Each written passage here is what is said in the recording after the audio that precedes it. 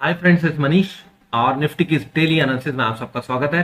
Friends, अगर किसी ने वीकली एनालिसिस नहीं देखी हो निफ्टी बैंक निफ्टी की, तो मैं वो वीडियोस अपलोड कर चुका हूं और बैंक निफ्टी की डेली एनालिसिस की वीडियो भी अपलोड हो चुकी है, तो आप चैनल पे विजिट करके उसको देख सकते हैं। तो हम लोग overly chart, weekly chart, monthly chart, वो सारा जो डिस्कशन है वो ड्यूरिंग वीकेंड वीकली एनालिसिस में करते हैं। और जो इंट्राडे के लेवल्स हैं उसको हम 15 मिनट और 5 मिनट चार्ट के ऊपर डिस्कस करते हैं। और स्टार्ट करते हैं फ्रेंड्स सबसे पहले 5 मिनट चार्ट के ऊपर। तो क्योंकि कई लोगों को लेवल्स के ऊपर ट्रेड करना नहीं आता, तो उन लोगों को एक स्ट्रेटेजी चाहिए होती है, तो मैंने उन्हें एक स्ट्रेटेजी दे रखी है। उस स्ट्रेटेजी के हिसाब से निफ्टी कभी कभी ट्रेड एक्टिव कर देता है, रेगुलर ट्रेड एक्टिव नहीं होता। मैं बता के चलता हूं। तो फ्रेंड्स देखिए, ये एक निफ्टी का 5 मिनट की कैंडल थी। उसके बाद निफ्टी ने एक यहाँ पे एक रेंज बना दिया इसके अंदर, और रेंज बना के उसने इस रेंज का ब्रेकडाउन दिया। तो नीचे का ये एक ट्रेड एक्टिव हुआ फ्रेंड्स, और नीचे जो जिगजैग जिगजैग करके बाजार ने ऑलमोस्ट यहाँ पे ये ट्रेड एक्टिव किया था। यहाँ पे कंसोलिडेशन करके फ्रेंड्स ये कैंडल बनी थी 9:40 पे, जहाँ पे 19,476 का लो बनाया। और अब हमारा ये जो ट्रेलिंग स्टॉप लॉस हो गया था इस रेंज के ऊपर का हो गया था, बाजार ने उसको रिस्पेक्ट किया। और एंड में जो लो बनाया है दैट इज नियर अबाउट 410-12 का। ठीक है, तो अगर किसी ने लेवल जिनको नहीं भी समझ में आते होंगे, तो एटलीस्ट उन लोगों को इस चीज का बेनिफिट जरूर मिला होगा, इस स्ट्रेटेजी से कुछ ज्यादा बनाया होगा। और इस स्ट्रेटेजी में तो मैं हमेशा बोल के चलता हूँ, ट्रेंडिंग मूव होता है फ्रेंड्स तभी पैसा बनता है, तो वो कभी बहुत कम एक्टिव होती है ये स्ट्रेटेजी।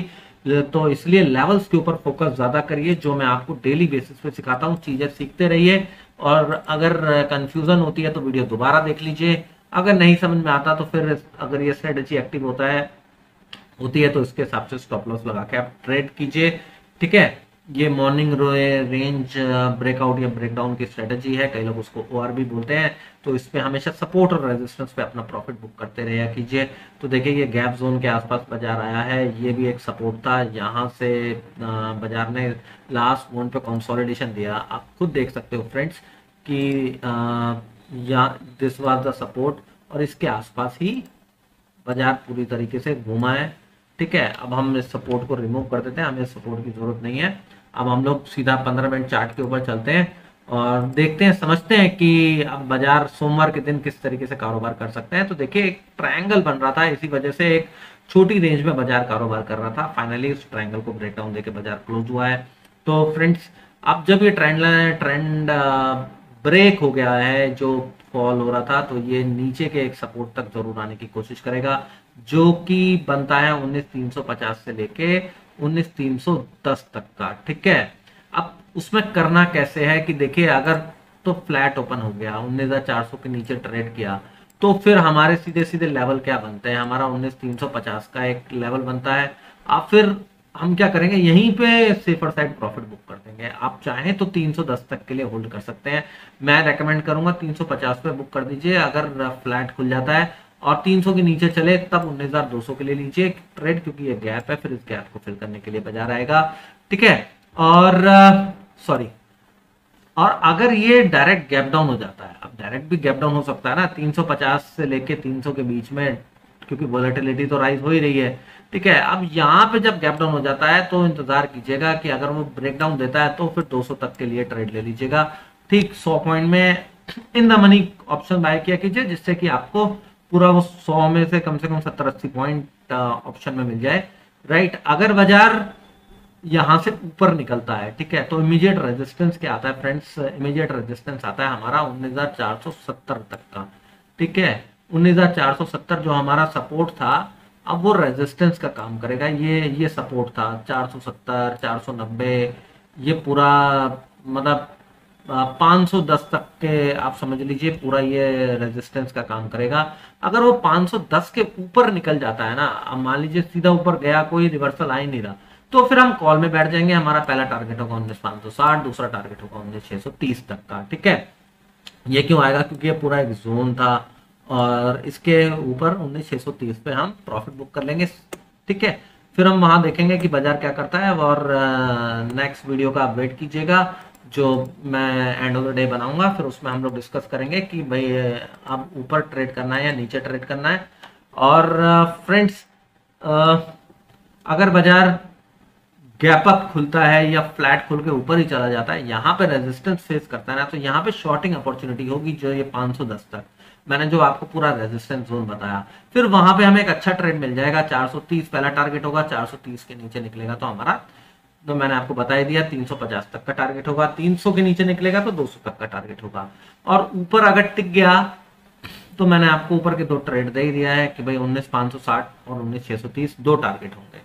ट्रेड कैसे करना है? इन द मनी में ऑप्शन में ट्रेड कीजिए, जो लोग वीकली ऑप्शन में ट्रेड करते हैं, क्योंकि प्रॉब्लम क्या होती है ना फ्रेंड्स, ये जो फ्यूचर्स के अंदर एडजस्टमेंट होती है ना, फ्यूचर कभी ऊपर कभी नीचे, उसकी वजह से कई बार प्रॉफिट नहीं बन पाता। आप देखिए बैंक निफ्टी लास्ट में 150-200 पॉइंट टूटा फ्राइडे के दिन, ठीक है, लेकिन फ्यूचर्स नहीं गिरा, वो पुट बढ़ा ही नहीं, ठीक, किसी ने शॉर्ट कर भी दिया होगा तो उसे कुछ नहीं मिला होगा। तो इसीलिए इन द मनी डाल दिया कीजिए। Even you will be amaze to know कि 44,500 का पुट भी नहीं बढ़ा था उस वक्त बैंक निफ्टी का, ठीक है। तो जबकि वो 150 पॉइंट नीचे जाके क्लोज हुआ, क्यों? क्योंकि फ्यूचर्स नहीं हिला, ठीक। तो बैंक निफ्टी और निफ्टी में फ्यूचर्स भी इंपॉर्टेंट खेल दिखा देते हैं ड्यूरिंग द इंट्राडे।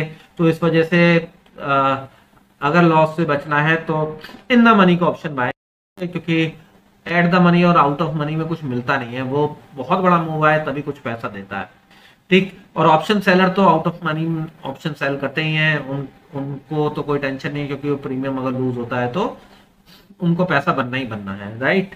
कुछ तो उनको मिल ही जाएगा थोड़ा बहुत, अगर फ्यूचर्स मूव नहीं भी करते हैं तो, क्योंकि वो प्रीमियम डिके होगा ही होगा, राइट, ठीक है। तो लेवल्स का मैंने आप लोगों को बता दिया, आपको ये भी बता दिया कि किस तरीके से लेवल्स के ऊपर ट्रेड करना है, कारोबार करना है, कहाँ सपोर्ट और कहाँ रेजिस्टेंस है, सपोर्ट रेजिस्टेंस को शॉर्ट करना है, लॉन्ग करना है, क्या करना है वो भी बता दिया। और आज कोई बीच में कल के लिए कोई नो ट्रेड जोन नहीं है, बैंक निफ्टी में था वो मैंने बैंक निफ्टी की वीडियो में बता ही दिया है। और इन द मनी ऑप्शन में ट्रेड कीजिए, वीकली ऑप्शंस जब आप बाय करते हैं सेल करते हैं, एट द मनी के फिर तब कीजिए जब आप नेक्स्ट वीकली एक्सपायरी का बाय करते हैं, जिससे कि उसमें थीटा डिके कम होता है, ठीक। तो आई होप कि आपको एनालिसिस समझ में आई होगी और मैंने ये सब कुछ कवर कर दिया कि किस तरीके से ट्रेड करना है। वीडियो पसंद आई हो तो लाइक कीजिए, शेयर कीजिए अपने फैमिली और फ्रेंड्स से।